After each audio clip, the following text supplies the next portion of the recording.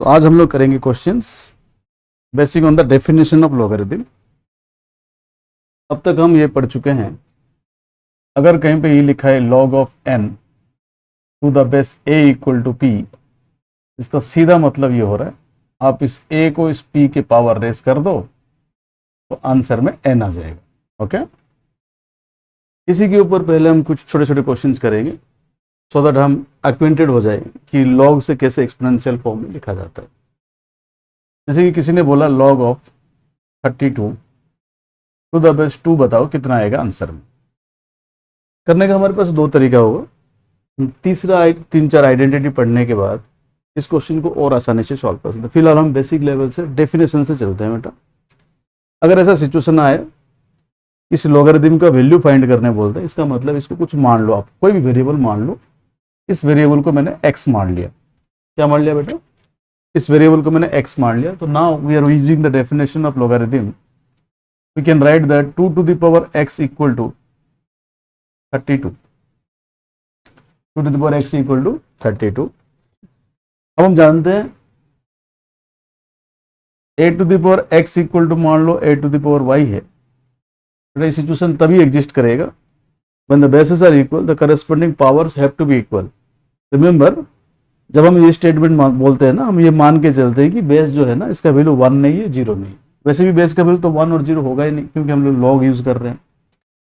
तो उस सिचुएशन में तो इसको हम लोग डायरेक्टली यूज करेंगे इस फंडा को। फंडा ये बोल रहे हैं अगर a to the power x equal to a to the power y होगा, इस सिचुएशन में बेस अगर 1 नहीं है और 0 नहीं है तो x has to be equal to y।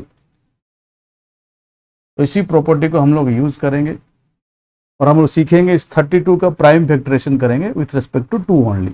यहाँ पे जो बेस गिवन होता है ना उसके रेस्पेक्ट में आप ट्राई करोगे। अगर ये नहीं होता है तो दोनों का प्राइम फैक्टरेशन करना पड़ता है। तो हमने प्राइम फैक्टरेशन किया 32 को विथ रिस्पेक्ट टू 2। हमें मिला बेटा 32 का value, we can write 32 as 2 to the power 5। Okay, तो LHS and RHS both can be express in terms of 2 only. तो 32 की जगह हम क्या लिखे बेटा? यहाँ पे 2 to the power 5 लिखे। दोनों जगह बेस इक्वल तो करस्पॉन्डिंग पावर्स भी इक्वल होना पड़ेगा। तो x का वैल्यू कितना आ जाएगा? x का वैल्यू आ जाएगा 5। ओके, बट सिचुएशन कभी कभार ये होगा यहाँ पे 2 की जगह यहाँ पे भी 2 का कोई ना कोई पावर दे देगा। जैसे कि अगला क्वेश्चन पे बढ़ते हैं। मान लो लॉग ऑफ, यहाँ पे 32 की जगह मैंने कोई 128 लिख दिया और यहाँ पे 2 की जगह हमने 2 का कोई और पावर क्रिएट कर दिया, जैसे कि मान लो 32। अब यहाँ पे वैल्यू पूछा है कितना। फंडा वही है, आगे चल के और भी आसान टेक्निक पढ़ने वाले हैं, but now we are solving this question using the definition of logarithm only. मान लो ये वैल्यू कुछ y है, अगली पिछली बार हमने x लिया था, इसकी बार y ले लो। मान लो ये वैल्यू कुछ y है, तो यूजिंग डेफिनेशन ऑफ लॉगरिथम क्या हम बोल सकते हैं बेटा 32 to the power y is going to be equal to 128।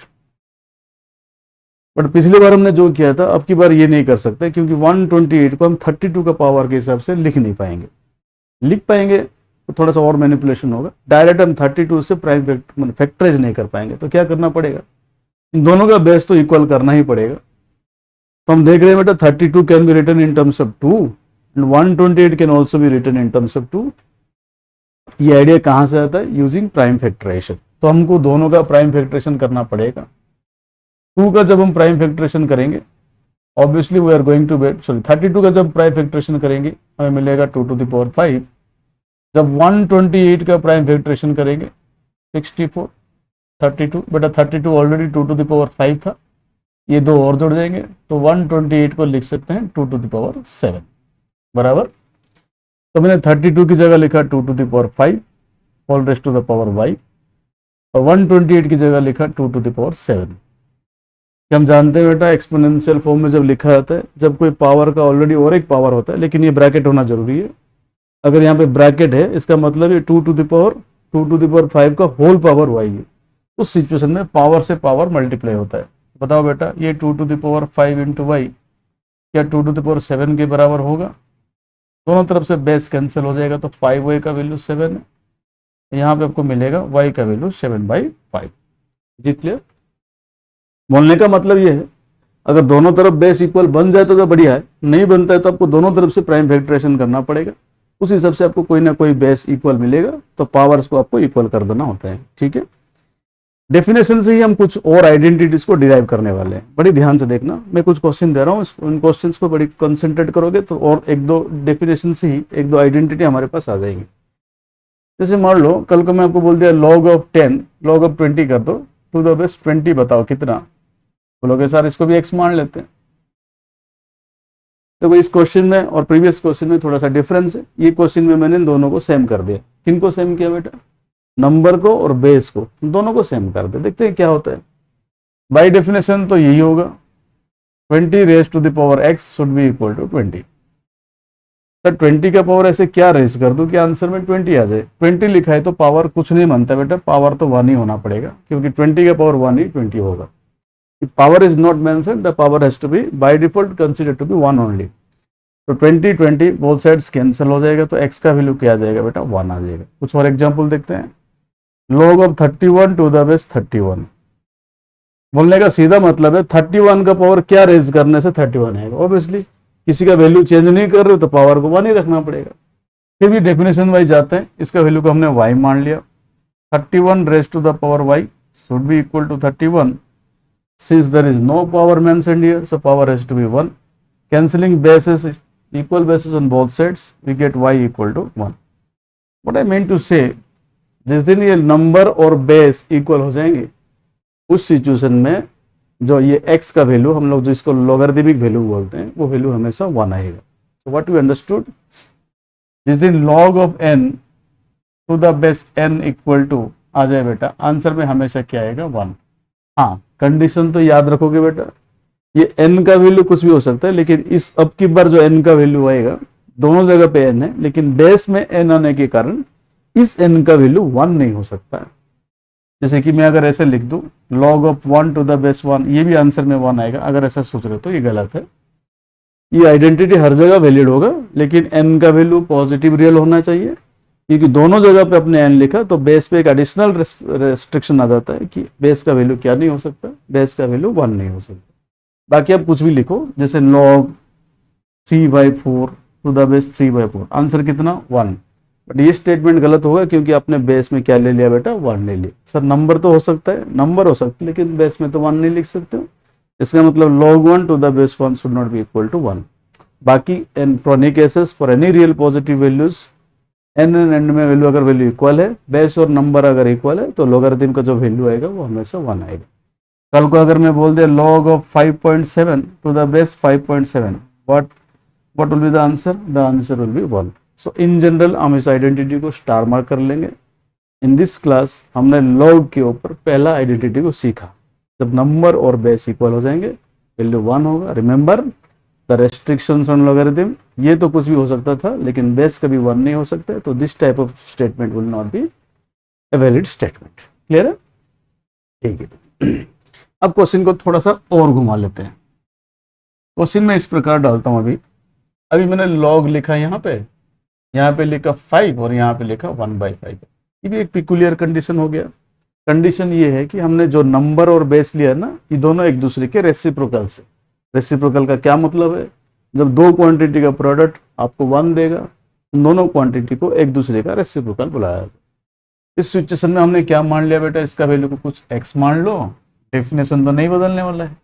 1/5 का पावर अगर आपने x रेज कर दिया, तो आंसर में आपको क्या मिलेगा? 5।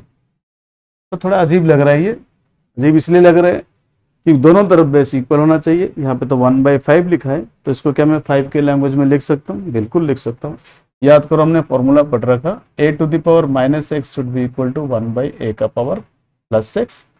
और अगर मान लो कोई फ्रैक्शन दे रखा है a/b का पावर -x है, आप चाहते हो कि इसका पावर प्लस में आ जाए, या फिर बेस का अगर रेसिप्रोकल आप ले लोगे, पावर का साइन चेंज हो जाएगा। मतलब जिस दिन मुझे पावर का साइन चेंज करना होता है, मुझे बेस का रेसिप्रोकल लेना पड़ेगा, या जिस दिन मैं बेस का रेसिप्रोकल लूंगा उस दिन पावर का साइन बदलना पड़ेगा। दोनों तरफ से उसको सोचना पड़ेगा।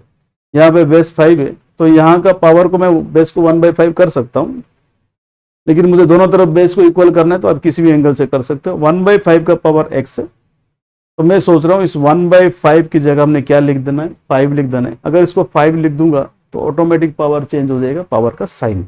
है ना। जैसे a बाई बी का पावर -x, क्या लिखोगे, b बाई ए का पावर +6। मतलब इस बेस का अगर आप रेसिप्रोकल लेते हो, 1/5 का रेसिप्रोकल क्या होता है, 5 होता है, तो पावर का साइन ऑटोमेटिक चेंज हो जाएगा इंटू -x। मैंने राइट हैंड साइड में कोई मैनिपुलेशन नहीं किया, लेफ्ट हैंड साइड में मैनिपुलेशन किया, दोनों साइड बेस को इक्वल कर दिया। -x का वैल्यू 1 है, तो बेटा x का वैल्यू क्या -1 आ जाएगा।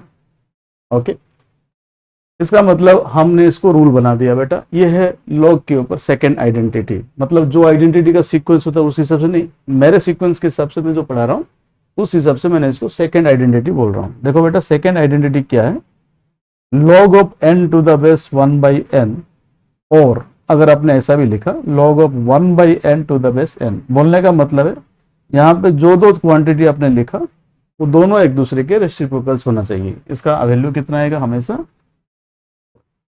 इसका वैल्यू कितना आएगा बेटा, हमेशा -1। ओके, जब नंबर और बेस एक दूसरे के इक्वल होता है आंसर 1 आता है, जब नंबर और बेस एक दूसरे का रेसिप्रोकल होता है आंसर -1 होता है।